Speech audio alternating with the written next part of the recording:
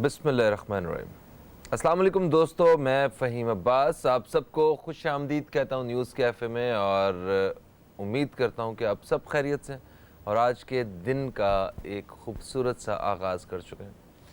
आज प्रोग्राम को हमने दो हिस्सों में तकसीम किया है और प्रोग्राम के पहले हिस्से में हम बात करेंगे स्ट्रीट चिल्ड्रन के हवाले से और हमारी जो सोसाइटी है इसके हवाले से। स्ट्रीट चिल्ड्रन कौन होते हैं? ये बेसिकली वो बच्चे होते हैं जिन्हें जबरी तौर पे मुशक्क़त करने पे मजबूर कर दिया जाता है। स्ट्रीट चिल्ड्रन ये वो बच्चे होते हैं जो इस नन्ही सी उम्र में अब खून पसीना अपना लगा रहे होते हैं और उसके इवज़ उन्हें जो एक आम मज़दूर को पैसे मिलते हैं वो भी नहीं मिलते। स्ट्रीट चिल्ड्रन में ऐसे बच्चे भी शामिल होते हैं जिनके माँ बाप इस दुनिया से चले जाते हैं, और ऐसे बच्चे भी होते हैं कि जहाँ माँ बाप तशद्दुद करते हैं उन पे या मारपीट बहुत ज़्यादा करते हैं बच्चों के साथ और वो बच्चे घरों से भाग जाते हैं, या इस तरह के और भी बहुत सारे मसाइल जो हैं वो मतलब स्ट्रीट चिल्ड्रन की वजूहात में से। पाकिस्तान में इस वक्त 15 लाख से ज़ायद बच्चे सिर्फ़ और सिर्फ ये बड़े शहरों में मौजूद हैं। यानी कि बड़े शहरों में 15 लाख से ज़ायद बच्चे सड़कों पे हैं और इसी तरह मेहनत मजदूरी कर रहे हैं या वो बग़ैर किसी छत के रह रहे हैं। इस तरह के बच्चों की तादाद ये 15 लाख बताई जाती है और पाकिस्तान भर में पता नहीं कितनी ज़्यादा होगी। ये सिर्फ पाकिस्तान में नहीं है, पूरी दुनिया में इस तरह के बच्चे मौजूद होते हैं। अगर इनकी पूरी दुनिया में तादाद देखी जाए तो तकरीबन 100 मिलियन के करीब है, मगर बदकिस्मती से पाकिस्तान का शुमार ऐसे ममालिक में है कि जिनमें स्ट्रीट चिल्ड्रन की तादाद में अभी भी तेज़ी से इजाफ़ा हो रहा है। पिछली कई हुकूमतों ने मंसूबे बनाए बच्चों में तालीम की शरह में इजाफ़ा करने के हवाले से, लेकिन कोई खातिर खा रिज़ल्ट ना मिल सके। अगर बच्चों में तालीम की शरह में इजाफ़ा हो जाए तो ऑटोमेटिकली ये जो स्ट्रीट चिल्ड्रन की जो शरह है वो कम होना शुरू हो जाए। मेरे पास आज दो कहानियाँ हैं। दो बच्चे जो इसी तरह स्ट्रीट चिल्ड्रन पैदा हुए थे, मगर उन्होंने अपने आप को कुछ साबित किया। एक लड़का जिसका नाम है साबिर, वो लाहौर में जौहर टाउन के सामने झोंपड़ियों में रहता था और वहाँ रद्दी चुनता था वो, और उसका बाप गधा गाड़ी चलाता था, माँ उसकी लोगों के घरों में काम करती थी। उससे पढ़ने का शौक़ था बस, और वो पढ़ते पढ़ते कोशिश करते, सिर्फ हिम्मत ना हारते हारते इस वक्त वो कुछ अर्सा पहले उसकी 2012 में उसकी एक वीडियो आई थी, वो अमेरिका में था और उसके बाद स्कॉलरशिप पे आज दुनिया भर के कई ममालिक जो हैं वो विज़िट कर चुका है। एक और मिसाल, वो उकाड़ा में मौजूद एक बच्चा जिसका बाप खाकरोब था और उसका नाम था ज़िशान लब्बा मसी। उसने मुकाबले के इम्तिहान पास करके वो बच्चा जज बना था। तो साबित ये होता है कि लगन जो है, जो मेहनत जो है, वो कोई भी बच्चा करे, और ख़ास तौर पे अगर इस सेक्टर के बच्चे अगर थोड़ी सी एफ़र्ट करें या उन्हें थोड़ी सी तो सहूलतें दी जाएं तो ये बच्चे आम बच्चों से ज़्यादा दिलचस्पी के साथ पढ़ के ये आगे जा सकते हैं। स्ट्रीट चिल्ड्रन के हवाले से बात करेंगे। एक छोटा सा वक्फा है, वक्फे से वापस आते हैं तो आपको अपने मेहमानों से भी तारुफ़ करवाऊँगा मैं। कहीं मत जाइए, न्यूज़ कैफ़े देखते रहिए, अब तक देखते रहिए।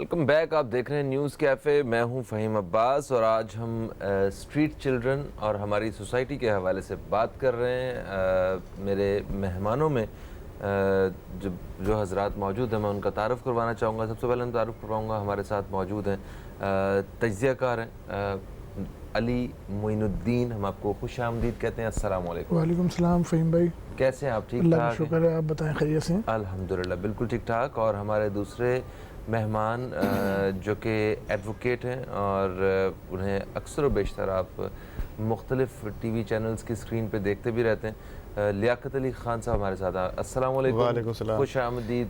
बहुत शुक्रिया। कैसे हैं आप? अल्हम्दुलिल्लाह मैं ठीक हूँ। ग्रेट। अच्छा अली साहब, आपसे मैं गुफ्तगू का आगाज़ करना चाहूँगा। ये जो स्ट्रीट चिल्ड्रन की बढ़ती हुई जो सूरत हाल है, मतलब जो शरह है, इसके पीछे वजूहात क्या हैं? आप क्या समझते हैं कि किन वजूहात की बिना पे ये बढ़ता जा रहा है सर? फ़हीम भाई देखें, स्ट्रीट चिल्ड्रन या चिल्ड्रन की लेबर के ऊपर अगर बात की जाए तो हमारे मुल्क में जो लास्ट कानून साजी हुई थी वो 1991 में हुई थी। उसके बाद से जो है ना, उस वक्त तो पूरे पाकिस्तान में एक ही कानून नाफिज था जिसमें आप 14 साल से कम उम्र बच्चों से मुशक्कत नहीं करवा सकते थे। ठीक है। उसके बाद जब से ये 18वीं तरमीम आई और 2010 के बाद जब जो है वो सूबों को इख्तियारात मिल गए जिस पे उन्होंने जो है वो अपनी अपनी कानून साजी करनी थी। कानून साजी तो की लेकिन किसी ने भी इम्प्लीमेंट नहीं किया, जिसकी बेस पे जो है वो कानून में बहुत सारी चीज़ें मौजूद हैं। एडवोकेट लियाकत अली ख़ान साहब भी इसको वो करेंगे कि जी 5 साल से 16 साल के उम्र के बच्चों को आपने जो है वो मुफ्त तालीम भी देनी है और लाजमी तालीम देनी है। लेकिन हमारे यहाँ उस चीज़ पे कोई इम्प्लीमेंट नहीं होता। इवन के जो है वो लॉ में आपके सज़ाएँ भी हैं 1 साल 2 साल तक की, लेकिन उस पर आज तक कोई एक्शन नहीं लिया जाता। हमारे यहाँ पे मौके ही प्रोवाइड नहीं किए जाते, वरना आप दुनिया में देखें तो कहीं पे बच्चों को जो है वो इतनी केयर की जाती है कि उनके पैम्पर्स और दूध और उनकी सारी चीज़ें जो है गवर्नमेंट प्रोवाइड कर रही होती है। बच्चा पैदा होता है तो कहते हैं बिल्कुल कोई बच्चा किसी सहूलत से महज है जी, उनको मंथली बेसिस पे जो है वो अलाउंसेस मिल रहे होते हैं। और हमारे मुल्क में जो है वो अगर आप जो इसकी तादाद के ऊपर भी कैलकुलेट करें तो लास्ट जो सर्वे हुआ था वो 1996 में हुआ था, जिसकी सर्वे के मुताबिक जो है वो 33 लाख बच्चे जो हैं पाकिस्तान के वो स्कूल जाने से महरूम हैं। और अगर अभी की कैसे आराइयों पे आप वर्किंग करें तो तकरीबन 2.5 करोड़ बच्चा ऐसा है जो कि स्कूल नहीं जा रहा, जिसमें छोटे बड़े सब बच्चे मौजूद हैं।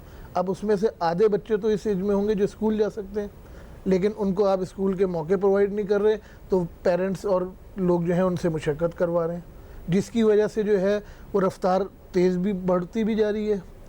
और जो है वो इस पर कोई गवर्नमेंट नहीं सोच रही, ना बच्चों के हकूक़ के बारे में सोच रही है कि बच्चों के हकूक़ होने चाहिए, जबकि अक़वाम मुत्तहिदा में भी करारदादें मंजूर हुई हुई हैं। और इसके ऊपर जो है वो हमारे यहाँ पे मुल्क में भी और बैरून मुल्क में भी NGOs भी काम कर रही हैं, लेकिन इस पर वर्किंग प्रॉपर कोई नहीं कर रहा कि उनको वाकई हकूक़ दिलाए जाए और उनको जो है एजुकेशन में जो है वो तालीम प्रोवाइड करवाई जाए और उनसे जो है वो चाइल्ड लेबर को जो है वो कंट्रोल किया जाए। सही। अपना लियाकत अली ख़ान साहब, वो आर्टिकल नंबर कौन सा है जिसमें 16 है कि 14 है, वो जिसके मुताबिक 16 साल 5 साल से 1 से लेकर 17 तक जो है वो बुनियादी हकूक़ हैं हमारे, जो है ना उसकी रियासत ज़िम्मेदार है कि हर शख्स के जो है ना वो जो बुनियादी हकूक़ हैं उसको मुहैया करें। अब बात भाई ने की बिल्कुल दुरुस्त फरमाया कि यहाँ पे जो है ना जब से 18वीं तरमीम आई है, देखिए कानून साजी तो पहले भी होती रही है कि छोटे बच्चों के मुशक्कत नहीं कराई जाएगी, उनको नौकरी पर नहीं रखा जाएगा। मुझे आप बता दें कि चलें जी वफाक ने कानून साजी की, उसके बाद सुबह ने कानून साजी की, इम्प्लीमेंट कहाँ है? कानून तो मौजूद है हमारे पास। आज अगर आप जो है ना किसी भी जगह पे जाएंगे, ना होने के पीछे भी तो यही नहीं करना नहीं चाहते ना। बात यह है कि एक कानून अगर हम लेके आते हैं उस पर इम्प्लीमेंट करवाना चाहिए ना, उस पर इम्प्लीमेंटेशन नहीं है हमारी। इम्प्लीमेंटेशन बहुत ज़रूरी है। इम्प्लीमेंटेशन ना होने के पीछे कौन है? देखिए उसकी सुस्त रवि है, मतलब हुकूमत चाहती नहीं है ना, हुकूमतों की है ना, हुकूमतों की जिम्मेदारी है, रियासत की जिम्मेदारी ना। अब देखें बात यह है, बिल्कुल भाई ने दुरुस्त फरमाया, आज आपको होटल पे बच्चे मिलेंगे काम करते हुए, आपको फैक्ट्री में बच्चे मिलेंगे, आपको वर्कशॉप के ऊपर बच्चे मिलें, हर जगह स्ट्रीट चिल्ड्रन या तो वो भीख मांग रहे हैं या जो है वो नौकरियाँ करें। देखें बात यह है कि जब आप पाबंदी लगा देंगे, एक सर्कुलर या नोटिफिकेशन इशू कर देंगे कि भाई अगर कोई शख्स या अशखास जो है किसी छोटे बच्चे से मुशक्कत कराएगा या उसको काम पे रखेगा, उसके खिलाफ जो है ना आप उसको गिरफ्तार करें, उसके खिलाफ FIR दर्ज करवाएं, जो है ना उसको प्रोसिक्यूट करें, ताकि जो है वो आइंदा एक को सज़ा होगी, दूसरा नहीं रखेगा। और दूसरी बात ये है कि ये बच्चे जब जो है ना स्कूलों की तादाद में इजाफा करें, टीचर्स को भर्ती करें वहाँ पे, और बहुत सारे लोग ऐसे हैं जो बच्चों की तालीम के अखराजात बर्दाश्त नहीं कर सकते, जो उनके पास स्कूल के पैसे, फ़ीस के पैसे नहीं है, किताबों के पैसे नहीं है, यूनिफॉर्म के पैसे नहीं है, प्राइवेट स्कूलों की पढ़ाई इतना महंगी है कि हर शख्स जो है ना उसको अफोर्ड नहीं कर सकता। वो दूसरी बात ये बेरोज़गारी इतनी है हमारे मुल्क के अंदर जो है ना कि हमारे पास कोई इंडस्ट्री नहीं है, मैशियत हमारी जो है ना दिन ब दिन जो है ना वो अबतर होती जा रही है, महंगाई ने जो है ना लोगों का जो है वो घरों की 2 रोटी खाना मुश्किल हो गया है। तो इन हालात के अंदर ये रियासत की हमारी ज़िम्मेदारी बनती है कि जो है ना इस एजुकेशन के ऊपर ख़ास तौर पे तवज्जो दे। अगर इसी तरह जो है ना अगर हमने तवज्जो नहीं दी तालीम के ऊपर, जो नई आने वाली नस्ल है, अगर हमने उसको एजुकेट नहीं किया या उन बच्चों को तालीम नहीं दी, तो फिर तो जो है ना वो हर एक शख्स जो है ना अनपढ़ होगा। जो पैसों वाले लोग हैं वो अपने बच्चों को पढ़ाएंगे, बाकी तो देखें बहुत सारे लोग हैं जो गाँव देहात में रहते हैं, शहरों में रहते हैं, गरीब लोग हैं, अफोर्ड नहीं कर सकते ना। अब इसके ऊपर हमें काम करने की ज़रूरत है, और ये तो बेसिक इश्यूज़ हैं, हर चैनल को इसके ऊपर बात करनी चाहिए। जो है ये बुनियादी इश्यूज़ हैं, तालीम है, हैसियत है, रोज़गार है। अगर ये चीज़ें लोगों के पास होंगी तो लोग जो है ना आगे जाके वो करेंगे। इसके ऊपर हमें ज़्यादा फोकस करने की ज़रूरत है। यहाँ हम जो है ना एक दूसरे को नीचा दिखाने की कोशिश कर रहे हैं, एक दूसरे के जो है ना वो भाई आपको मौका मिला है, आप आए ना, आपने वादे किए थे कि जी मैं जो है ना आऊँगा, नया पाकिस्तान बनाऊँगा, नए पाकिस्तान में लोगों को जो है इंसाफ भी मिलेगा, लोगों को जो है ना तालीम भी मिलेगी, लोगों को रोज़गार मिलेगा। क्या हुआ जो है ना आज 5 महीने हो गए, वही जो है ना पुराना जो दूसरी हुकूमतें काम कर रही थी वो यही काम कर रहे हैं। भाई इसके ऊपर आपको काम करना है।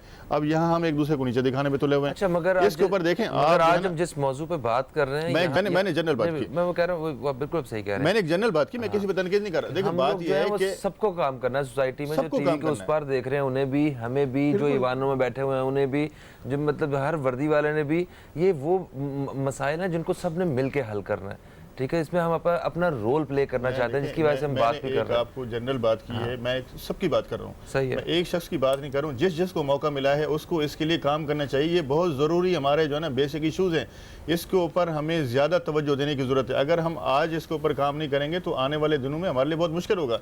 दिन ब दिन जो है ना लोगों की, बच्चों की तादाद बढ़ती जा रही है। आप मुझे अभी सर्वे करें, आप जो है ना जाके, आपको फिशरी में बच्चे काम करते मिलेंगे, आपको हर फैक्ट्री में हर जगह पे छोटे छोटे बच्चे जो है ना काम करते मिलेंगे। बड़े लोगों को इसलिए लोग रखते नहीं है कि उनकी जो है ना वो सैलरी ज़्यादा मांगते हैं। वो कहते हैं तनख्वाह हमें ज़्यादा दें, कम पैसों के अंदर वो बच्चे मिल जाते हैं। जब बच्चों को पैसों का लालच मिलता है वो स्कूल का मुंह नहीं करते, जो ना स्कूल जाते नहीं। इसके ऊपर जब पाबंदी होगी, उसके ऊपर जो है ना लोगों को, वालिदैन को पाबंद किया जाएगा कि जी आपने बच्चों को लाजमी अपने स्कूल भेजना है, ताकि जो है ना वो बच्चे जाके स्कूल में तालीम हासिल करें। हर बच्चा पढ़ना चाहता है, लेकिन उनके पास वसाइल नहीं है, उनकी मजबूरियाँ हैं, किसी का जो है ना बाप नहीं है, किसी मैं यहीं से ज़रा गुफ्तगू बात को दोबारा से शुरू करूँगा। एक कॉलर हमारे साथ है, उन्हें भी शामिल करना है हमें।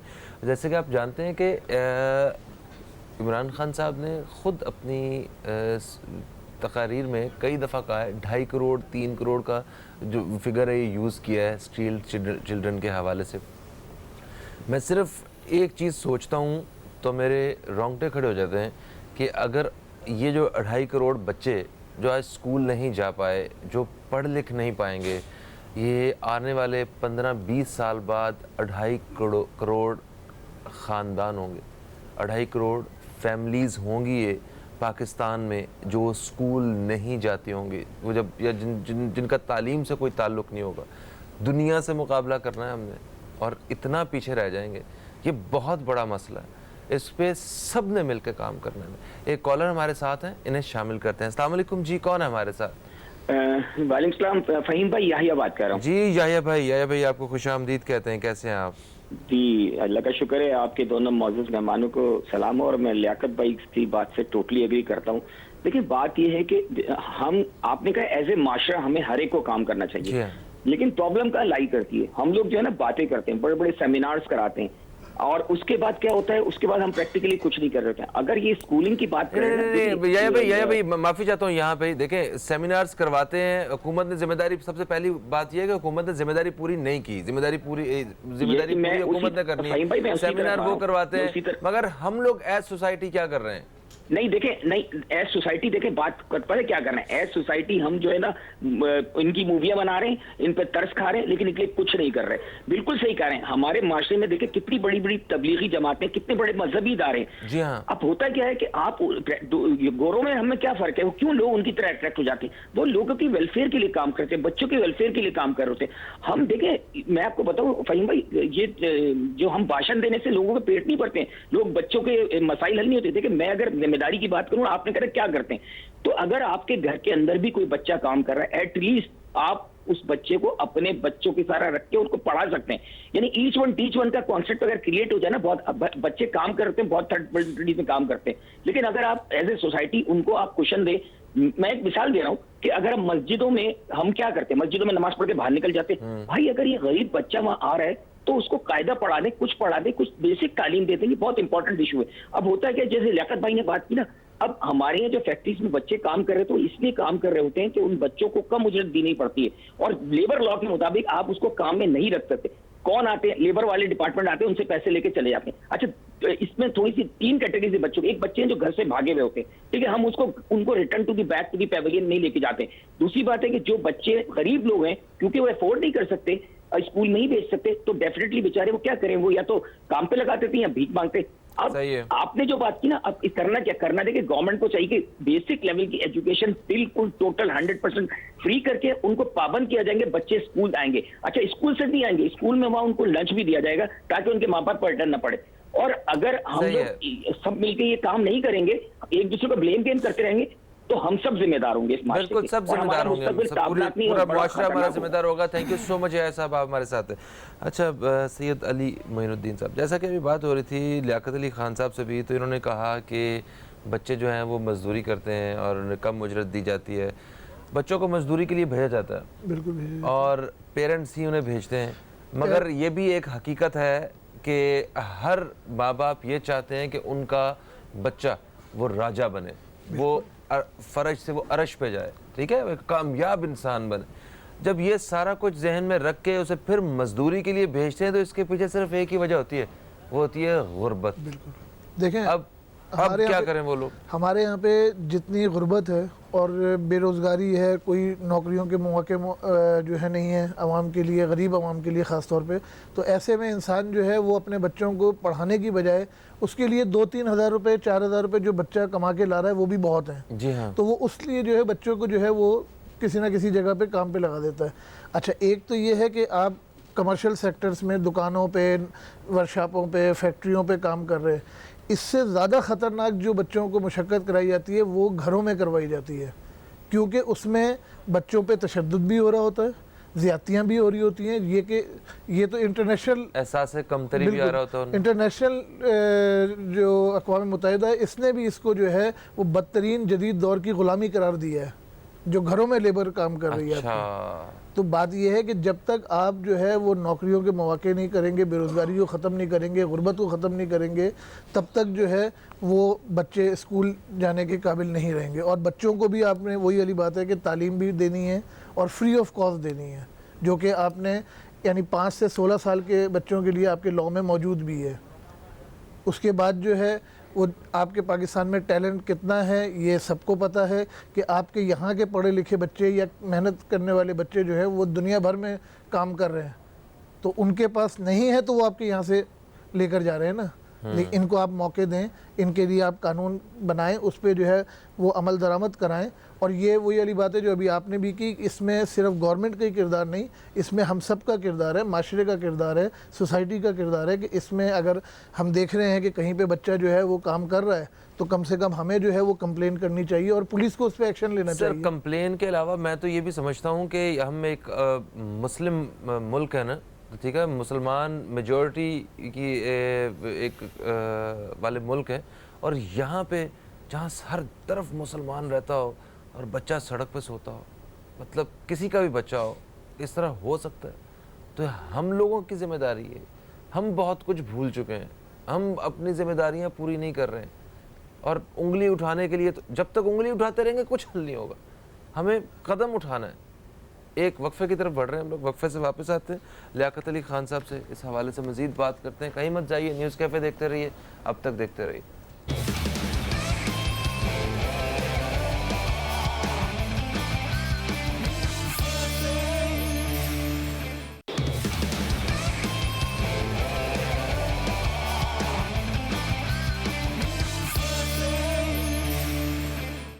Welcome back. आप देख रहे हैं न्यूज़ कैफ़े, मैं हूं फ़हीम अब्बास। आज हम स्ट्रीट चिल्ड्रन के हवाले से बात कर रहे हैं, स्ट्रीट चिल्ड्रन और हमारा माशरा। मेरे साथ मौजूद हैं सैयद अली मोइनुद्दीन साहब और मेरे साथ आज मौजूद हैं लियाकत अली ख़ान साहब। लियाकत साहब, आप क्या समझते हैं कि इसका हल क्या होना चाहिए? क्योंकि ये मसला अभी तक जूं का तूं है।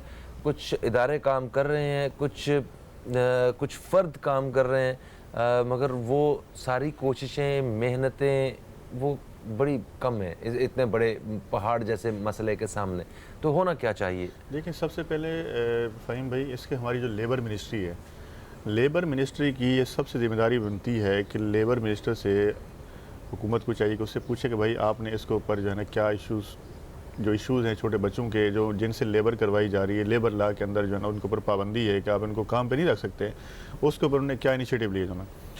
एक चीज़ तो ये हुकूमत की ज़िम्मेदारी बनती है कि साथ साथ जो है लेबर मिनिस्टर इसके ऊपर एक्शन ले, और साथ साथ पब्लिक मैसेज जैसे मीडिया के ज़रिए भी देना चाहिए, और साथ साथ जो मुतल्लिका हमारे थाने हैं उनको जो है ना पाबंद किया जाए कि जो है ना जहाँ पे उनके एरिया में अगर कोई फैक्ट्री है, होटल है, वर्कशॉप है, मुतल्लिका SHO, DIG या SSP जो है ना उनको बाउंड किया जाए कि जहाँ पे इनको कोई बच्चा नज़र आए काम करता हुआ तो उस मालिक को गिरफ़्तार कर लें। मेरे ख्याल में जब 2-4 लोगों को की गिरफ्तारियां होंगी और ये बात मीडिया के ऊपर आएगी और लोगों को जो है ना सजाएं होंगी, तो कोई भी शख्स जो है ना छोटे बच्चों को नहीं रखेगा। पर सिग्नल्स का क्या होगा? ये सिग्नल्स पे बच्चे खड़े होते हैं, वही वाइपर लेके, कभी कुछ मोतिये के फूल लेके। हमारे पास तो देखिए ये भी तो पुलिस की जिम्मेदारी बनती है ना, इनको किसने छोड़ा होता है? ये आपका मतलब है कोई ऐसा नजर आए तो फिर पुलिस वाला जो है उसको भी बंद होना चाहिए। पुलिस को तो सब पता होता है, पुलिस खुद मौजूद होती है, उनको पकड़ती नहीं। इवन के गदागरों को पकड़ के लेके आते हैं वहाँ पे जो है ना वो भी छूट जाते हैं। गदागरों को लेके जाते हैं जो है ना, वो हमने देखा FIR काटते हैं, गदागरी एक्ट की, उसके बाद आते हैं कोर्ट से छूट जाते हैं। बात ये है तो इन बेचारों से क्या मौका होता होगा? देखिए, इसमें ये है कि देखें जो गरीब लोग हैं उनके लिए तो मेरे ख्याल में कोई ऐसे ये शेल्टर होम बनाए या सराय बनाए या उनको खाने पीने का कोई इंतज़ाम करें जो है ना। बाकी जहाँ बच्चे हैं उनके लिए जो है ना कोई स्कूल बनाए जाएँ, जो गरीब लोग हैं उनको वहाँ पे बच्चों को उठा के स्कूलों में दाखिल करवाया जाए, उसके वालिदैन को पाबंद कराया जाए, उनको मुफ्त तालीम दी जाए, वहाँ पे उनको जो है ना मुफ्त किताबें दी जाए, साथ साथ उनको दस्तकारी, अगर वो बच्चे जो है ना पढ़ने के साथ साथ जो है ना उनको हुनर भी सिखाया जाए, ताकि जो है ना वो बच्चे जो है ना वहाँ पे जाके तालीम भी हासिल करें, सीखें। यहाँ तो भाई आपके छोटे छोटे बच्चे क्राइम के अंदर इन्वॉल्व हैं, चर्स वो पीते हैं, चर्स वो फ़रोख्त करते हैं, हर किस्म का नशा करते हैं, हर किस्म के जराइम करते हैं। आपको वारदातें करते हुए छोटे छोटे बच्चे नजर आएंगे जो ना, आए दिन जो है ना पुलिस उनको पकड़ के लाती है, कोई 392 के अंदर है, कोई 395 के अंदर है। उन बच्चों को जब गिरफ्तार करके लाते हैं, वो फराहम करते हैं इन सारे इस तरह के मामलात में भी, ये जो क्राइम की जो एक्टिविटीज़ होती हैं उसमें ये हेल्प भी करते हैं। देखिए, असल में होता यह है कि ये जो छोटे बच्चे होते हैं ना, साफ ज़ाहिर उनका एक वसाइल नहीं होता, उनके पास तालीम नहीं होती, उनकी एक सोच महदूद होती है, तो वो जब क्रिमिनल लोगों कहते चढ़ते हैं, क्रिमिनल लोग फिर उनको यूटिलाइज़ करते हैं, उनको ट्रेन करते हैं कि जी आपने ये जाके गलत काम करना है। अगर वो किसी मनशियात फरोश कहते चढ़ेगा तो वो मनशियात उससे फ़रोख्त करवाते हैं, अगर कोई डकैत कहते चढ़ेगा उससे डकैती का काम करवाएगा, अगर चोर कहते चढ़ेगा तो चोरों वाला काम करवाएगा। तो ये बेसिक हमारी जिम्मेदारी बनती है। आपको मैं बताऊँ, देखें, अगर कानून में तो ये भी है कि अगर कोई छोटा बच्चा जुर्म करता है उसके लिए जुनैर अदालतें बनाई हुई हैं, उनके साथ रियायत बरती जाती है जो ना, वहाँ पे उनको जो जहाँ बच्चों के केस चलते हैं वहाँ पे उनको पेश किया जाता है। इवन के छोटे बच्चों को जो है ना बड़े कैदियों के साथ भी आप नहीं रख सकते जो ना, उनको आप अलग से जुनैल जेल के अंदर रखेंगे, वहाँ पे जाके जो है ना उनको वहाँ पे हुनर भी सिखाया जाता है और उनकी वहाँ तरबियत भी की जाती है ताकि वहाँ पे जाके उनकी सलाह हो। लेकिन ये बेसिक चीज़ें हैं, इसके ऊपर आपने बड़ा अच्छा किया कि इसको प्रोग्राम किया, और भी चैनल्स को इसके ऊपर मजीद बात करने की हमें ज़रूरत है, मगर फ़िलहाल क्योंकि आपको पता है आपको चैनल के मामलात हैं, वक्त की कमी हमेशा आड़े आ जाती है। सर, आपको क्योंकि प्रोग्राम के पहले हिस्से का वक्त अपने अख्ताम की तरफ आ रहा है, कोई शॉर्टली अगर कोई मैसेज देना चाहें, सोल्यूशन देना चाहें तो? देखिए, इसके लिए वही वाली बात है जो लियाकत साहब ने बात की कि आप जो है वो स्कूल तालीम देने के लिए जो है वो करें, उसमें वहाँ पे उनको जो है हुनर भी सिखाएं, और साथ के साथ पुलिस के साथ, गवर्नमेंट के साथ, मिनिस्ट्री के साथ साथ आप इसको जो है यूनियन लेवल पे, UC लेवल पे और डिस्ट्रिक्ट लेवल पे भी इसको इम्प्लीमेंटेशन कराएं कि उनकी भी जिम्मेदारी हो, क्योंकि जाहिर बात है लोकल गवर्नमेंट के जो नुमाइंदे हैं वही सबसे ज़्यादा अपने अपने इलाकों में मसरूफ़ होते हैं और वही इसको रोक सकते हैं। रही बात जो स्ट्रीट के लोग हैं, वो भी एक माफिया है और इस माफिया को पहले कंट्रोल किया जाए। बिल्कुल सही sir, thank you so much, आप तशरीफ़ लाए, आपका भी बहुत शुक्रिया। आज जो प्रोग्राम के इस हिस्से का जो मेरे मेहमानों के साथ जो गुफ्तगू रही उसका हासिल ये है कि एक तो जो लोग बच्चों से मुशक्क़त करवा रहे हैं उन लोगों को गिरफ़्तार करना चाहिए जो सड़कों पे सिग्नल्स वगैरह पे और भीख मांग रहे हैं बच्चे, या फिर जो उनके ऊपर काम नहीं हो रहा है उनको नहीं रोका जा रहा, और उनको अगर पुलिस के सामने ये सारा कुछ हो रहा है तो पुलिस वाले उसका जवाब दें। और कल को तो ये हम सारे लोग, पूरी सोसाइटी जिनके बीच में ये लोग फिर रहे हैं, हम भी जवाबदेह होंगे। और एक चीज़ और, जो वो फैमिलीज़ जो अपने बच्चों को काम पे भेजती हैं, मैं आपको बताऊं, गरीब होना कोई बुरी बात नहीं, पैसे कम होना बुरी बात नहीं है, मगर सोच का गरीब होना ये बड़ी एक अजीब बात है। सोच जो है वो गरीब नहीं होनी चाहिए। बच्चों को तालीम की तरफ लेके जाएं। एक वक्फे की तरफ बढ़ेंगे, वक्फे से वापस आएंगे तो एक और मौजू पर बात करेंगे। हमारे साथ कुछ और मेहमान मौजूद होंगे, कहीं मत जाइए, न्यूज़ कैफ़े देखते रहिए, अब तक देखते रहिए।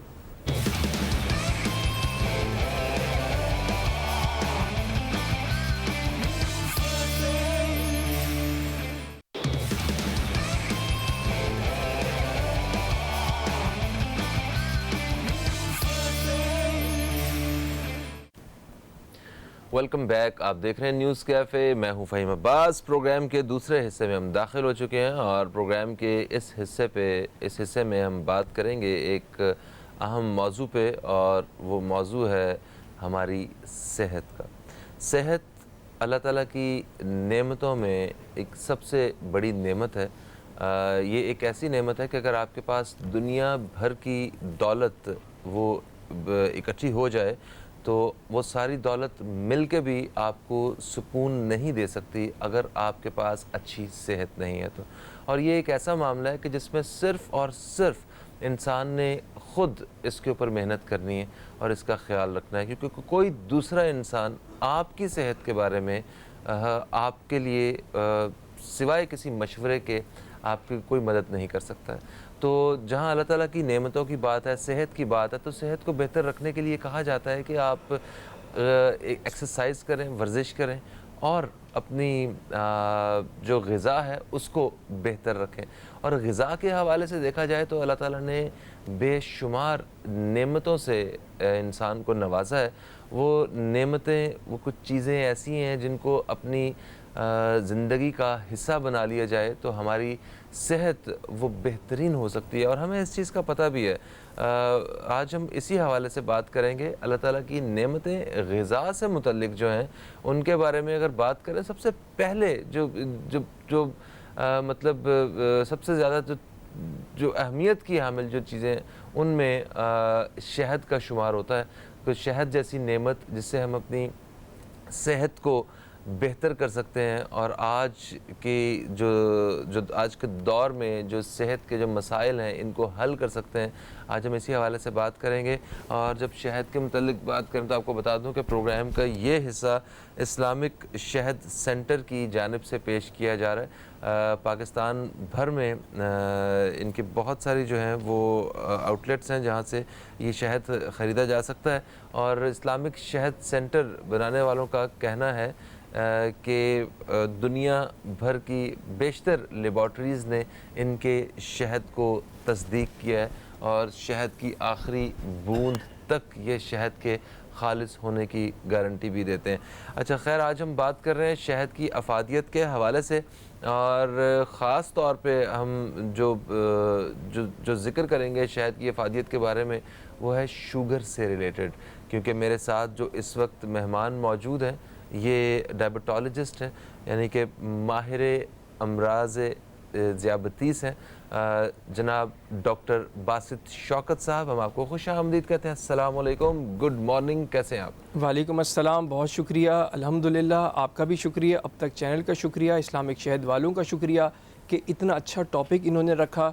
और मैं हमेशा अब तक मैं आके बहुत खुशी महसूस करता हूँ, क्योंकि आप देखें जितने चैनल्स हैं उसमें मेरा अपना ख्याल है अब तक एक वाहिद चैनल है जो इतने अच्छे मौजू पे हमेशा डिस्कस करता है लोगों की अवेयरनेस के लिए।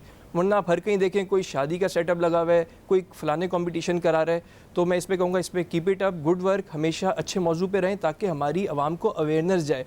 बिल्कुल सही sir, thank you so much in kind words के लिए। सर ये बताइए कि शुगर, ये आज के दौर में तकरीबन हर तीसरा चौथा शख्स जो है, अगर वो नहीं तो हर घर में कम से कम एक शख्स जो है वो इसमें मुब्तला आपको आसानी से मिल ही जाता है आज के दौर में। आखिर इसकी शरह में इतना ज़्यादा जो इजाफ़ा हुआ है, इसकी वजह क्या है? ज़रा इस बारे में थोड़ा सा बताइए। बहुत शुक्रिया, इतना अच्छा आपने टॉपिक डिस्कस किया। सबसे पहले जितने हमारे अब तक चैनल को देख रहे हैं, मैं सबसे कहूँगा जितने जानने वाले हैं, अगर घर पे बैठे हैं, ऑफिस में भी है, अगर उनको बता दें कि इस वक्त आप अब तक चैनल लगा रहे हैं, ताकि हम शुगर के हवाले से बहुत ही इंपॉर्टेंट बात करने जा रहे हैं। अगर मिस हो जाए तो फेसबुक पे जाके न्यूज़ कैफ़े में आज का शो ज़रूर देखें। वजह क्यों ये मैं बोल रहा हूँ, क्योंकि आज जो हम बातें डिस्कस कर रहे हैं वो ऑथेंटिक बातें करेंगे जो एविडेंस बेस्ड होगी। मेरी मुख्तलिफ चैनल्स से ये प्रॉब्लम है, बल्कि मैं गवर्नमेंट को भी कहूँगा कि इतने चैनल्स पे आपने बिठाए हुए हैं नौसरबाज, 3 दिन में शुगर का इलाज, 4 दिन में शुगर का इलाज, शुगर शर्तिया ख़त्म। मेरे पास मरीज़ कोई गुर्दों के अमराज लेकर आ रहा है, कोई फॉलिज के साथ आ रहा है, तो खुदारा इन बातों पे अमल ना करें। हम जो बात करते हैं वो ऑथेंटिक है, और आपको मैं अपने जितने देखने वाले हैं सबको बताऊंगा कि शुगर होती क्यों और क्या वजह है, किस तरह से कंट्रोल मुमकिन है। सबसे पहले तो इंटरनेशनल डायबिटीज़ फेडरेशन यानी कि जो IDF का डेटा है उसमें वो कहता है कि हर 10वें मर्द को पाकिस्तान में शुगर, हर 10वें फ़र्द को। लेकिन जो हमारा अपना डेटा अभी 2018 में पब्लिश हुआ है उसमें जो आपने बात की, तकरीबन हर चौथे मर्द को शुगर है, यानी कि एक घर में अगर 10 अफराद हैं तो 2 से 3 को शुगर होनी है।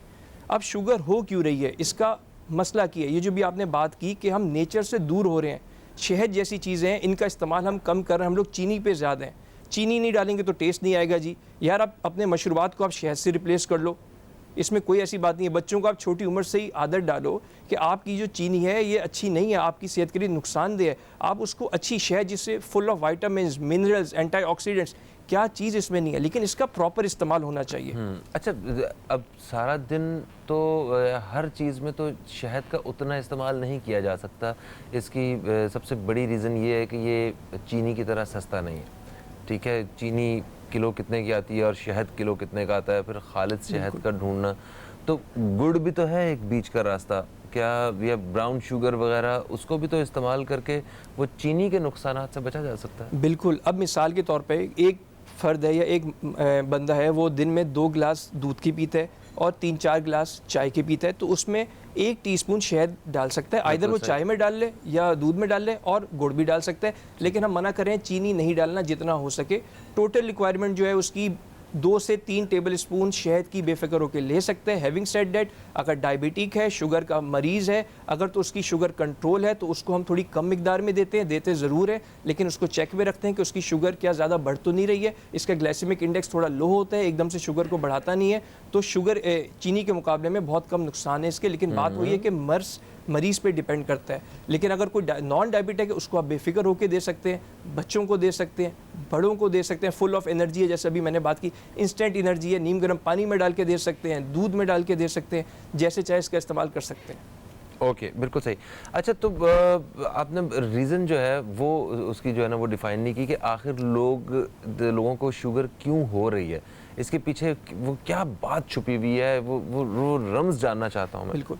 एक तो जी देखें, 2 तरह की शुगर कॉमन है, टाइप 1, टाइप 2। जो पाकिस्तान में सबसे ज़्यादा है वो टाइप 2 है, जो कि ऑलमोस्ट 95% लोगों को है। टाइप 1 है वो 2 से 3% लोगों के, और एक होती है गेस्टेशनल, यानी कि हमल या प्रेगनेंसी के दौरान शुगर का होना। अभी हम डिस्कस करेंगे। अच्छा, वो हमल के बाद ठीक हो जाती है खुद ब खुद? 50% ठीक हो जाती है, 50% कैरी करते हैं। बात वही होगी लाइफस्टाइल पे जो मैं अभी बताने लगा हूँ। टाइप 2 जो कि हमारे मुल्क में 95% है, वो क्यों होती है? एक तो फैमिली हिस्ट्री है, अगर किसी के बाप दादा या किसी को भी, तो कैरी करती है, जीन्स उसकी कैरी करती हैं, मौरूसी है। Number 2, lifestyle changes. आजकल का जो सबसे बड़ा मसला है, हमारा लाइफस्टाइल ठीक नहीं है। हम अपने लिए आधा घंटा वॉक के लिए नहीं निकालते हैं। मेरी बात को नोट करें, लाइफस्टाइल को चेंज करना पड़ेगा। बाहर के जंक फूड्स को आपको कम करना पड़ेगा, जो नेचुरल चीज़ें वो खाना पड़ेगा। आधा घंटा आप वॉक करें, उबली हुई चीज़ें ज़्यादा खाएं, सफ़ेद चीज़ें। अगर शुगर का मरीज़ ठीक होना चाहता है, डॉक्टरों से दूर रहना चाहता है, मैं टोटका बता रहा हूँ। ये जो इतने चैनल्स में नौसरबाज जैसे मैं कहूँगा बैठे हैं ना, जो आवाम को ख़राब कर रहे हैं, उससे बड़ी तकलीफ होती है। क्योंकि देखें, एक मरीज़ घर का वाहिद कमाने वाला, जब वो फॉलिज के साथ आएगा, इन लोगों की बातें सुन के तो क्या करेगा, घर पे कितना नुकसान होगा। ये लोग तो चले जाते हैं जी, फलानी आप कड़ी पत्ते खा लो, फलाना ये करो। वसीम अकरम की मैं बात आपको चलें बता दें, चलो अभी हम थे, अल्लाह इनको खुश रखे और सेहत दे, वो कहते हैं जी मुझसे ज़्यादा पूरी दुनिया में कोई ट्रैवल किसी ने किया होगा।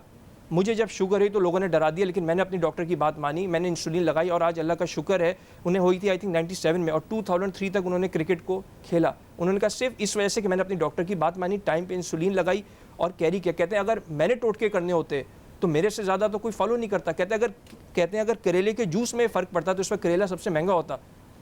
ये चीज़ें हम टोटकों की हद तक कर सकते हैं, थोड़ा बहुत कर सकते हैं, लेकिन जो शुगर के इलाज जो साइंटिफिक चीज़ है उस पर हमें अमल करना है कि लबलबा जो कमज़ोर हुआ है उसको हम कैसे ठीक करें। टाइप 2 में ये होता है कि लबलबा आधा काम करता है आधा नहीं करता। ओबीस पेशेंट, मोटापे के जो अफराद होते हैं उनको ज़्यादा कॉमन होता है। क्योंकि उनमें फैट ज़्यादा होता है, इंसुलिन रेजिस्टेंस आता है। मिसाल के तौर पे अगर इंसुलिन एक बंद रही है वो काम नहीं कर सकती, क्यों? चर्बी की वजह से, फैट की वजह से वो काम नहीं कर सकती है। हम पेशेंट का जब वेट लॉस कराते हैं तो इन मरीजों की 50% शुगर ठीक हो जाती है।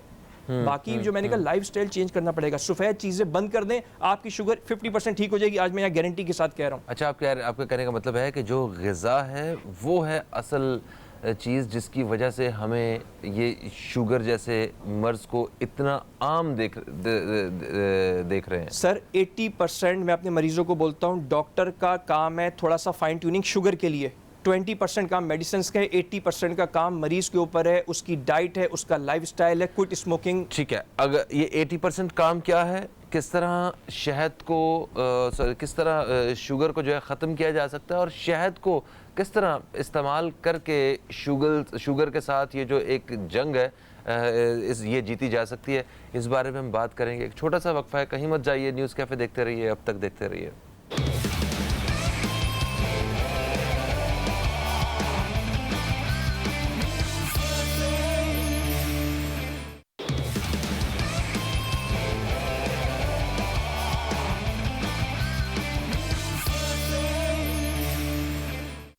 वेलकम बैक, आप देख रहे हैं न्यूज़ कैफ़े, मैं हूं फ़हीम अब्बास और आज हम शहद के हवाले से बात कर रहे हैं, सेहत के हवाले से बात कर रहे हैं और ये प्रोग्राम का ये हिस्सा पेश किया है इस्लामिक शहद सेंटर की जानिब से। मेरे साथ मौजूद हैं डॉक्टर बासित शौकत जो कि माहिर अमराज़ ज़ियाबतीस हैं। एक कॉलर भी हमारे साथ हैं, पहले इनको शामिल करते हैं, फिर हम वहाँ से बात को शुरू करेंगे जहाँ हमने छोड़ा था, ग़िज़ा के हवाले से। ठीक है, ओके। अस्सलाम वालेकुम जी, कौन है हमारे साथ? अस्सलाम वालेकुम। वालेकुम अस्सलाम। यूसुफ अंकल, कैसे हैं आप?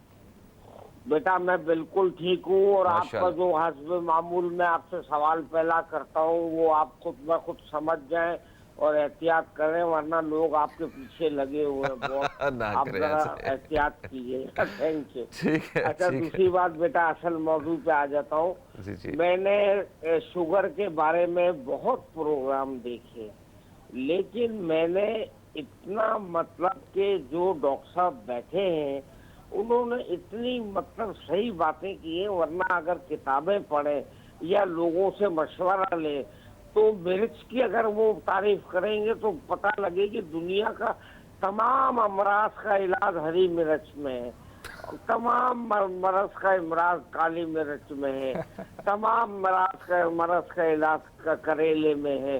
तो ये इतना बेवकूफ, मैं 40 साल से शुगर का मरीज हूँ, अल्लाह के फजल से मैं इंसुलिन लेता हूँ और कुछ सब उसके साथ दवाई भी डॉक्टर देते हैं, मेरी शुगर कंट्रोल में रहती है। लेकिन अभी कुछ दिन से डॉक्टर से मसला पूछना चाहता हूँ कि मेरी फास्टिंग की शुगर जो है ना वो बहुत बढ़ जाती है और इसको शायद डाउन सिंड्रोम कहते हैं, तो इसकी तफसील बताएं।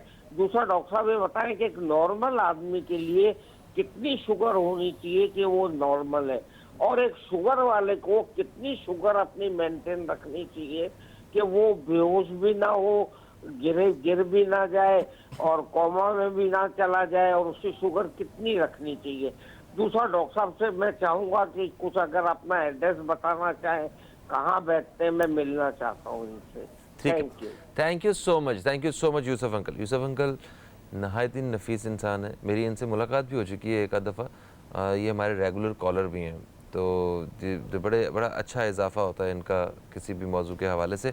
अच्छा, अभी इनके सवाल की तरफ आने से पहले मेरा ख्याल है वो ग़िज़ा वाली जो बात है वो उसे क्लियर करके फिर हम डायरेक्टली इंसुलिन की तरफ आते हैं, क्योंकि वो बिल्कुल उसको मैं लिंक कर दूंगा, लेकिन इनकी जो आखिरी बात थी उसका मैं जवाब दे दूं, कहीं मैं भूल ना जाऊं। जो उन्होंने मिलने की बात की, बहुत से लोग कहते हैं डॉक्टर साहब शो करके चले जाते हैं, हमें आपका एड्रेस नहीं मिलता, तो आप गूगल भी कर सकते हैं डॉक्टर बासित शौकत, वहाँ मेरी अपॉइंटमेंट्स मिल जाएंगी। यूट्यूब पर डॉक्टर बासित शौकत आप ज्वाइन कर सकते हैं, मेरे असिस्टेंट का नंबर है, ये नोट कर लें, इसको रिकॉर्ड कर लें, वरना दोबारा देख लें, भूल जाते हैं। 0315 214 3265, इसमें आप मेरी अपॉइंटमेंट्स ले सकते हैं। अच्छा जी, अब हम चलते हैं ग़िज़ा। मैंने अभी कहा हम चाहते हैं डॉक्टर के पास एक मरीज़ आ गया तो हम उसकी फ़ाइन ट्यूनिंग करते हैं, जिसका इलाज 20% हमारे पे, 80% इलाज जो है वो मरीज़ के अपने पास है। कैसे? मेरी बात को नोट डाउन करें, फिर कह रहा हूँ जितने आपके जानने वाले हैं सबको कॉल करके बताएं, आज का शो ज़रूर देखें, उससे मुस्तफ़ीद हों। नंबर 1, दिन का इब्तिदा कैसे होगा? अल्लाह सुब्हानहू व तआला के पाक नाम से नमाज़ पढ़ें, उसके बाद पानी का इस्तेमाल करें, चाहे आप जैसे करें, थोड़ा लेमन डाल लें, एक्स्ट्रा वर्जिन ऑलिव ऑयल डाल लें, पानी का इस्तेमाल आप करें। हेल्दी चीज़ें मैं बता रहा हूँ जिससे आप डॉक्टर से दूर रह सकते हैं। और उसके बाद जौ का दलिया, अगर आपको उससे कोई प्रॉब्लम नहीं है तो आज अपनी रूटीन में शामिल कर लें जौ का दलिया। दिल के अमराज, शुगर से भी आप थोड़ा दूर रहेंगे और मैदे के अमराज से आपको निजात मिल जाएगी। कुछ लोग कहते हैं डॉक्टर साहब इतनी दवाइयाँ दे रहे हैं, हमारा मैदा ख़राब हो रहा है, तो आएँ जौ का दलिया खाएं, आपको कुछ नहीं होगा। अब उस जौ के दलिए को हेल्दी कैसे करें? दूसरा सवाल, जौ के दलिए को हेल्दी कैसे करें? डॉक्टर साहब मैं तो सारा दिन काम पे होता हूँ, मुझे भूख लगती है। आप उसमें बादाम डाल सकते हैं, 5 से 6 से 8 दाने बादाम डाल सकते हैं, 1 से 2 अखरोट डाल सकते हैं, अगर शुगर अच्छी कंट्रोल पे 1 सेब डाल सकते हैं। आपका हेल्दी ब्रेकफास्ट तैयार है। इससे अच्छा नाश्ता दुनिया भर में नहीं मिलेगा आपको। उसके साथ आप चाहें तो एक अंडे की सफ़ेदी भी खा सकते हैं, लेकिन अगर कोई ऑफिस वर्कर नहीं है, वो घर पे सुबह जल्दी उठ जाते हैं, तो मैं इसको कहता हूँ आप आधे 1 घंटे के बाद, इसके जौ के दलिए के बाद अंडे की सफ़ेदी आप चाय से ले सकते हैं। दूसरा सवाल, अच्छा अगर आप कोई जॉब नहीं करते हैं, कोई काम नहीं करते, सिर्फ घर पे ही हैं, तो फिर इतना हैवी नाश्ता क्यों? इसकी वजह क्या है? क्योंकि देखें घर पे भी अगर आप काम कर रहे हैं, एक मिसाल के तौर पे हमारे दूर दराज गाँव की औरतें हैं, हाँ। या मर्द हजरात हैं, वो सुबह उठते साथ जल्दी उठ जाते हैं 5 से 6 बजे, फिर वो काम पे चले जाते हैं। ठीक है, घरों में ही, मकसद घर के आसपास खेती बाड़ी जो भी है वो है। और घर की भी और अगर जिन लोगों ने सिर्फ टीवी देखना है वो नहीं, उनके लिए फिर ये नहीं है, उनमें थोड़ा सा हम उसको डिवाइड करके देते हैं। अच्छा, यानी कि स्मॉल फ्रीक्वेंट मील्स खाएं, ज़रूर पेट भर के ना खाएं, 3 खानों के बजाय 6 बार खाएं। ये मैं भी एक जनरल डाइट बता रहा हूँ सबके लिए, ठीक है? ये मैं हेल्दी बता रहा हूँ कि आप अगर इतना आपको क्रेविंग है, कुछ कहते हैं जी जौ के दलिए से पेट नहीं भरता, तो उसको मैं हेल्दी कर रहा हूँ। बादाम डाल लें, अखरोट डाल लें, चाहे तो सेब डाल लें, नहीं अगर ऑफिस वर्कर है तो वो सेब ना डाले, वो ऑफिस जाके 10:30 से 11 बजे, अगर 9 बजे नाश्ता कर रहे हैं तो 10:30 से 11 बजे एक सेब खा लें। मकसद शुगर के मरीज़ को हर 1 से 1.5 घंटे के बाद कुछ ना कुछ खाना है। सवाल क्यों खाना है? लोग कहते हैं जी सारा दिन मैं तो भूखा रहता हूँ, मेरी शुगर कंट्रोल नहीं हो रही। क्यों? जब आप फास्टिंग में भूखा रहते हैं, ब्रेन मैसेज देता है जी जिस्म को एनर्जी के लिए किसी चीज़ की ज़रूरत है, तो वो ग्लूकोज की शक्ल में निकलती है, जिससे शुगर बढ़ जाती है। आप थोड़ा थोड़ा खाते रहेंगे, वो चीज़ें खाते रहेंगे जिसमें शुगर नहीं है, तो ऑटोमेटिक एक तो मेटाबॉलिज्म भी तेज़ रहेगा, मोटापे से भी बचे रहेंगे, बॉडी को भी मैसेज आएगा जी एनर्जी अभी पूरी है, कोई मसला नहीं है। ठीक है। अच्छा ये हो गया। अब मुझे ये बताइए कि जैसे यूसुफ अंकल ने सवाल किया था कि एक आम आदमी जो है, नॉर्मल आदमी, उसकी शुगर कितनी होनी चाहिए?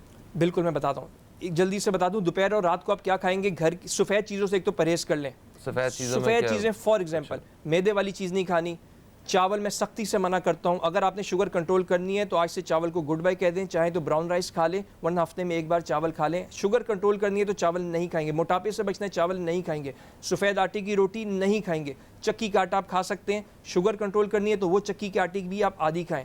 मैं मरीज़ों को कहता हूँ दोपहर और रात को आपका ढेर सारा सलाद हो, रॉ सैलेड, कच्चा सलाद हो। ओल्ड मरीज़ जिनके दांतों का प्रॉब्लम है, सलाद को उबाल लें, वो आपके साथ हो। सालन हो, सालन नहीं है तो दालें बनाएं, बगैर तड़के के, तेल नहीं लगेगा। दालें नहीं है तो भुने हुए चने, चने उबाल लें, चने नहीं है तो लोबिया उबाल लें। ये आपका किसी भी मील पे आप खा सकते हैं विद सैलेड, आप चम्मच से खाएं।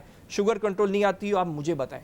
Having said that, proper doctor से दिखाएं, ये नौसरबाजों से, बल्कि जितने देखने वाले इदारे हैं मैं सब कहूँगा छोटी मोटी चीज़ों पे आप नोटिस ले लेते हैं। हमारे इतने चैनल्स पे वो नौसरबाजों को, जो एक सब्जी बेचने वाले को, उसको आप डॉक्टर बना के बिठा रहे हैं। एक तो इसमें भी रूल होना चाहिए, अगर वो डॉक्टर है होम्यो का तो होम्यो डॉक्टर लगाए, हर्बलिस्ट को डॉक्टर बना रहे हैं आप, वो हर्बलिस्ट है डॉक्टर नहीं है। लोगों में मिसकॉन्सेप्ट जा रहे हैं सर। अब मैं आता हूँ इनकी बात पे, यूसुफ साहब की, कि इंसुलिन क्या है। अल्लाह सुब्हानहू तआला का ख़ास मैं शुक्र करता हूँ कि उसने हमारी दौर में हमें इंसुलिन से नवाज दिया, वरना आज से 30, 40, 50 साल पहले लोग इंसुलिन ना होने से शुगर की कॉम्प्लिकेशंस का मकसद पेचीदगियों से मर जाते थे। पेचीदगियाँ क्या हैं? किसी को फॉलेज हो रहा है, किसी को दिल का अटैक, हार्ट अटैक हो रहा है, किसी को डायलिसिस हो रहा है, किसी के पाँव कट रहे हैं। तो इंसुलिन वो वाहिद इलाज है जो ना सिर्फ शुगर की कॉम्प्लिकेशंस को बेहतर करती है, मरीज़ को अच्छा करती है, डिप्रेशन से निकालती है, बॉडी को हेल्दी करती है। क्यों? इंसुलिन वो चीज़ है जो आपके डायरेक्ट जिस्म में चली आती है। आप गोली खाएंगे, मैदे में जाएगी, जिगर में जाएगी, देन ब्लड में आएगी। अब मिसकॉन्सेप्ट किया जी इंसुलिन तो आखिरी इलाज है जी, मैंने इंसुलिन लगाया 6 दिन बाद मेरी फूफी मर गई जी।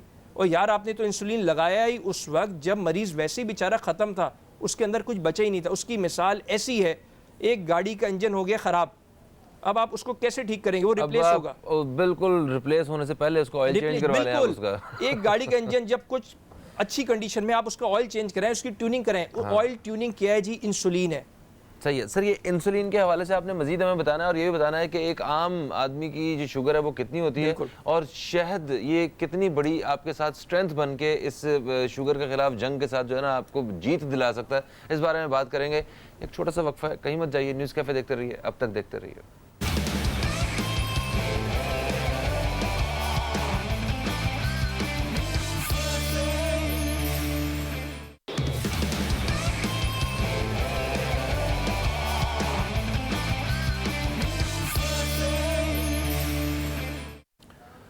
वेलकम बैक, आप देख रहे हैं न्यूज़ कैफ़े, मैं हूं फ़हीम अब्बास। डॉक्टर बासित शौकत हमारे साथ हैं जो कि डायबिटोलॉजिस्ट हैं और आज शुगर के मर्ज़ के हवाले से बात हो रही है और इस्लामिक शहद सेंटर की जानिब से प्रोग्राम का ये हिस्सा आप लोगों तक पेश किया जा रहा है। अच्छा, आपने बताया ग़िज़ा के हवाले से और कि किस तरह आपने ये भी बताया कि शुगर का जो इलाज है उसका वो इलाज 80% जो है वो मरीज़ के अपने हाथ में है, 20% जो है वो दवाइयों का काम है। अगर आप सही एहतियात या परहेज़ करते हैं तो आपको, अगर सही आपको हदायत मिली हुई हैं लड़ने की इस बीमारी से, तो आप बड़ी आसानी से ये जंग जीत सकते हैं। अच्छा, ये बताइए शहद ये कितना मुफीद है? और शुगर वाले को तो मीठा वैसे ही जो एक आम एक कॉन्सेप्ट है कि उसे मीठा खाना ही नहीं है, तो शहद तो एक बहुत ही मीठी चीज़ है, तो क्या इससे उसकी शुगर बढ़नी जाएगी? ये क्या ये जो रिकमेंड करते हैं तो ये ठीक है? तो इस बारे में बताएं। तो ये भी मिसकॉन्सेप्ट है। हर डायबिटिक पेशेंट, मेरी बात सुने, एवरी डायबिटिक पेशेंट उसको इजाज़त है 2 तरह के फ्रूट खाने की। दिन में किसी भी वक्त 2 तरह के फल खा सकता है, मौसमी फल से ज़रूर फ़ायदा उठाए। नंबर 2, अभी मैंने बात की कि बिल्कुल शहद बढ़ा सकती है, लेकिन शुगर के मरीज़ों को हम कहते हैं आप बेरी का शहद खाएं। पहले तो जी प्रॉब्लम होती थी ना, शहद कहाँ से ले, खालिस ही नहीं है। इस्लामिक शहद वालों ने ये प्रॉब्लम तो ख़त्म कर दी। अब आपने कुछ नहीं करना, इन्हें कॉल करनी है, जाके बेरी का शहद मंगाएं। शुगर के मरीज़ों के लिए बात कर रहा हूँ। उसको नॉर्मल अपनी चीनी तो लेनी नहीं है, थोड़ा बहुत अगर आपकी शुगर कंट्रोल है, ½ टीस्पून आप ज़रूर ले सकते हैं। लेकिन ऐसे मरीज़ जिनकी शुगर कंट्रोल है, ½ टीस्पून बेफिक्र होकर आप चीनी में ले लें, आप दूध में ले लें और फिर आप शुगर चेक में रखें। अगर शुगर कंट्रोल है, जैसे कॉलर का भी सवाल आया था कि नॉर्मल पेशेंट की शुगर कितनी होनी चाहिए, अगर तो नॉर्मल पेशेंट है, शुगर नहीं है, उसकी फास्टिंग 100 के अंदर होनी चाहिए। फास्टिंग के मकसद निहार मुँह अगर वो चेक कराते हैं तो 100 के अंदर, और रैंडम यानी कि खाने के 2 घंटे के बाद 140 से कम होनी चाहिए। तीसरा ऑप्शन जो आजकल बहुत कॉमन है, HbA1c, इसे हम आम लफ्ज़ों में कहते हैं 3 महीने की शुगर दिन में किसी भी वक्त अच्छी लैब से जाके कराए, 6.5 के अंदर रहनी चाहिए जो अगर डायबिटीज़ नहीं है। अगर नॉर्मल होगा तो 5.7 से अगर 6.5 के बीच में, इसका मकसद है कि इससे शुगर हो सकती है इम्पेयर्ड। अब इसे एहतियात की ज़रूरत है। ठीक है। यूसुफ अंकल साहब ने एक और ये सवाल भी किया था कि फास्टिंग में उनकी शुगर बहुत ज़्यादा होती है, वैसे तो वो ठीक है? मे बी लेट नाइट आजकल हमारी बड़ी क्रेविंग्स है जी। हाँ जी, घर में बैठे हैं, टीवी देख रहे हैं, फिल्में देख रहे हैं, कॉल करो जी पिज़्ज़ा मंगा लो 2 बजे, रात 2 बजे पिज़्ज़ा आ गया जी। उससे जाहिर बात है, अब जो हम अभी से कह रहे हैं कि अपने बच्चों को भी आप ख्याल करें, ये चीज़ें खाएंगे तो शुगर ने तो होने। अभी मैंने क्या किया, हेल्दी चीज़ हफ्ते में 1 दिन अपने लिए रखें, आप बाहर जाके खाएं। अदरवाइज़ ये जो बाहर के खाने हैं, पिज़्ज़ाज़ मंगा रहे हैं, बर्गर्स मंगा रहे हैं, इसको आप अवॉइड करें।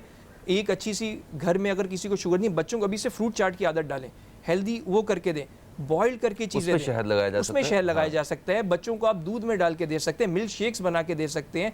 मैंने पहले भी कहा, चीनी को रिप्लेस कर दें नॉर्मल इंडिविजुअल्स को विद शहद। आप लेमनेड, जैसे भी गर्मी आएंगी, लेमनेड में डाल के दे सकते हैं, चाय में दे सकते हैं, कॉफ़ी में डाल के दे सकते हैं।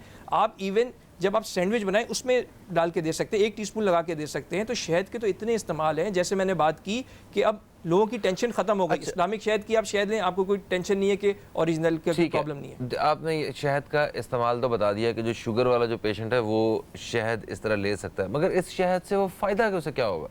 एक एनर्जी आएगी ना। शुगर के मरीज़ का मसला ही ये है कि वो कहते हैं जी डॉक्टर साहब हर वक्त थके थके रहते हैं, एनर्जी हमारी डाउन हो रही है। जाहिर बात है, जब वो कोई चीज़ अच्छी खाएगा ही नहीं, हेल्दी चीज़ खाएगा नहीं, तो प्रॉब्लम होगी। अब उनकी, जैसे मैंने बात की कि चीनी को रिप्लेस करेंगे हम गुड़ से या शहद से। अगर शहद थोड़ी बहुत लेगा, उससे कुछ नहीं होगा, फ़ायदा ही देगा, नेगेटिव कोई इम्पैक्ट नहीं है, उसका प्लस ही है। लेकिन बात यह है कि वो किस वक्त ले रहा है, किस चीज़ में ले रहा है। मैं जो रिकमेंड करता हूँ, जैसे मैंने बात की थी, जौ का दलिया अगर बना रहे हैं उसमें ½ टीस्पून या 1 टीस्पून आप शहद डाल के ले सकते हैं, कोई प्रॉब्लम नहीं। अच्छा, ये सिर्फ शुगर के पेशेंट्स की बात कर रहे हैं, किसी को भी, सबको आप कह रहे हैं कि ये जौ का दलिया तो सब लें, अभी से हेल्दी करें। हार्ट पेशेंट लें, गैस्ट्रो यानी कि जो मैदे के अमराज वाले हैं वो लें, सब लें। आप देखिएगा, मेरी इस 1 महीने से मेरे कहने पर अमल करें, आपकी 80% बीमारियाँ ख़त्म हो जाएंगी। और उसके साथ वॉक ज़रूर करें। वॉक 30 मिनट्स वॉक बहुत ज़रूरी है। आइदर हार्ट का पेशेंट है, आइदर आपका शुगर का पेशेंट है, आइदर हाइपरटेंसिव यानी कि ब्लड प्रेशर का पेशेंट है, वॉक बहुत ज़रूरी है। और एक मैं बात करता या आप पेशेंट नहीं है तब भी वॉक बहुत जरूरी है। healthy अच्छा सर, एक कॉलर हमारे साथ है, शामिल करते हैं जल्दी से। अस्सलाम वालेकुम जी, कौन है हमारे साथ? वालेकुम अस्सलाम फहीम भाई, मंजूर इलाही कॉटेज बुलारी से न्यूज़ कैफे में। क्या बात है आपकी मंजूर इलाही साहब, आपको अभी अभी हम याद ही कर रहे थे और आप हाजिर हो गए। देखा, और मतलब मैं आपने कहता कॉल हूँ, कर दी। मैं बड़ी मुश्किल से पहुंचा हूँ, भागते भागते डॉक्टर साहब आए। अस्सलाम वालेकुम सर। ठीक है, अस्सलाम वालेकुम कह रहे हैं जी बस। वालेकुम अस्सलाम जी, वालेकुम अस्सलाम। फहीम भाई, ये एक बहुत बड़ा मसला है मेरे साथ भी, तो मैं भी ये पूछना चाह रहा था कि आपको तो पता है मैं गाड़ी बहुत चलाता हूँ, मेरा काम ही ऐसे है, तो मेरी टांगों में भी शदीद दर्द होता है, रात को बेचैनी होती है। तो क्या आया कई शुगर के अलामात तो नहीं है? मैंने टेस्ट तो करवाया है, लेकिन उसमें 19-20 का मतलब ऐसा आ रहा है कि कंफर्म नहीं है। तो मैं क्या करूं? और शहद तो मैं इस्तेमाल कर रहा हूं, इस्लामिक शहद तो मैं हर महीने हर हफ्ते में मैं लेके आ रहा हूं। क्या बात है आपकी, जिंदाबाद, बहुत शुक्रिया। आप प्रोग्राम देखिए, हम बात करते हैं इस हवाले से। अच्छा, उन टांगों में दर्द वगैरह होता है, बेसिकली ये ड्राइविंग करते हैं जी हाँ। ठीक है, तो वो सारा दिन ड्राइविंग करने के बाद जो है वो ये कहते हैं टांगों में दर्द होता है और वो काफ़ी, तो क्या सब हेल्दी भी हैं थोड़े से, तो इस हवाले से कैसे टेस्ट हो सकता है शुगर एक वगैरह? तो वही जो हमने बात की, HbA1c टेस्ट करें और फास्टिंग शुगर। HbA1c 3 महीने का शुगर आसान लफ्जों में, और फास्टिंग ब्लड शुगर चेक करें, उसमें पता चल जाएगा। लेकिन क्योंकि ड्राइव ज़्यादा करते हैं तो इनको अपने लिए 20 मिनट निकालने पड़ेंगे ताकि ब्लड सर्कुलेट रहे, रवा रहे। एक जगह पे बैठ रहे हैं तो ब्लड स्टेगनेंट यानी कि एक जगह पे रहते हैं, उसकी वजह से प्रॉब्लम हो सकती है। एक बड़ी अच्छी बात करता चलूँ, शुगर के मरीजों में विटामिन डी की बहुत कमी देखी गई है। जो हमने लेटेस्ट रिसर्च कराई है, लोग कहते हैं जी हमें शाम 3 से 7 बजे तक हम गिर रहे हैं, थके हुए रह रहे हैं, फैटीग रह रहे हैं। जब विटामिन डी चेक कराते हैं वो 30 से ऊपर होना चाहिए, किसी का 8 निकलता है, किसी का 10 निकलता है। विटामिन डी चेक करें, विटामिन डी के कैप्सूल्स आ रहे हैं, इंजेक्शंस आ रहे हैं, अपनी डाइट अच्छी करें, उससे आप इससे काफ़ी फ़ायदा। बिल्कुल सही सर। एक और सवाल, अभी प्रोग्राम का वक्त जो है वो अपने आखिरी लम्हात में दाखिल हो चुका है। सर ये बताइए कि ये जो पाँव कट जाते हैं लोगों के शुगर की वजह से, कि जनाब वो टांग काट दी उन्होंने, उंगलियां काट दी, ये क्यों काटते हैं? मतलब ये क्या रीज़न होती है? सर ये गैंग्रीन हो रहा है ना, इसी वजह से हो रहा है कि मैं फिर बात करूंगा, लोग कहेंगे ये दूसरे चैनल्स को हिट कर रहे हैं। जो आपने इतने नीम हकीम खतरे जान नौसरबाज बिठाए हैं, वो कहते हैं जी इंसुलिन रोक दो। अब इंसुलिन किसी सूरत नहीं रोकनी, इंसुलिन नहीं रोकनी, बल्कि अगर कुछ सुनने वाले हैं उनको मैं बताता हूं, हम कभी कभी डे 1 से इंसुलिन देते हैं। डे 1 से क्यों देते हैं? जो आपका लबलबा पैनक्रियास थोड़ा काम नहीं कर रहा, कम काम कर रहा है, उससे हम रेस्ट देते हैं, वो एग्जॉस्ट हो जाता है। शुगर के मरीजों में ना पूरा काम नहीं करता, तो इंसुलिन जब बाहर से देते हैं उससे रेस्ट मिलता है, प्रॉपर काम करता है। फिर कुछ मरीजों में इंसुलिन रोक भी देते हैं। अगर किसी के पाँव का कोई मर्ज है, पहले तो जैसे ही पाँव में कोई मसला है अपने डॉक्टर को दिखाए। लेकिन चंद बातें नोट कर ले मेरी, हमेशा नाखून स्ट्रेट काटेंगे। शुगर का मरीज ज़्यादा गहराई में नहीं जाएगा, उससे प्रॉब्लम होती है। नंगे पाँव सफ़र नहीं करेगा। बहुत से मरीज मेरे कहते हैं जी बाइक चला के घर आया, देखा तो पाँव जला हुआ था। क्यों? साइलेंसर में लग रहा है, उसका पाँव नम होता है, नमनेस होती है, यानी कि सुन होता है, उसे पता ही नहीं चलता। तो हमेशा पाँव को सोते चेक करने, आरामदेह जूते पहनने, कॉटन के सॉक्स पहनने। और मैं दोबारा शुक्रिया करूँगा इस्लामिक शहद वालों का कि इतने अच्छे टॉपिक पे उन्होंने डिस्कस किया। आगे भी हमें मौका दें ताकि हम लोगों की अवेयरनेस के लिए काम करें। और लास्ट में मैं बताना चाहूँगा, शहद से ज़रूर मुस्तफ़ीद हों। क्यों? क्योंकि ये full of vitamins, minerals, antioxidants, nutrients. हम अनहेल्दी चीज़ यानी कि चीनी, रिफाइंड शुगर को रिप्लेस कर सकते हैं हनी से। नॉर्मल पेशेंट बच्चों में, बड़ों में, और इवन शुगर के पेशेंट बेरी का शहद कम मिकदार में ले सकते हैं। मुझे गूगल पे सर्च कर सकते हैं, यूट्यूब पे मेरा चैनल ज्वाइन करें, कोई मसला है मुझसे राब्ते में रहें। Thank you. बिल्कुल जी, thank you so much doctor Basit Shaukat sahab. हमने आज बहुत सारी मुफीद मालूमात आपसे हासिल की हैं और इंशाल्लाह आइंदा जो नशिस्तों में हम फिर इस हवाले से मज़ीद बात भी करेंगे। दोस्तों, आज ये प्रोग्राम का यह हिस्सा इस्लामिक शहद सेंटर की जानिब से पेश किया गया था। फ़हीम अब्बास और न्यूज़ कैफ़े टीम को दें इजाज़त। आप सब दोस्तों से इंशाल्लाह कल फिर मुलाकात होगी। कल तक के लिए खुदा हाफिज़। पाकिस्तान जिंदाबाद।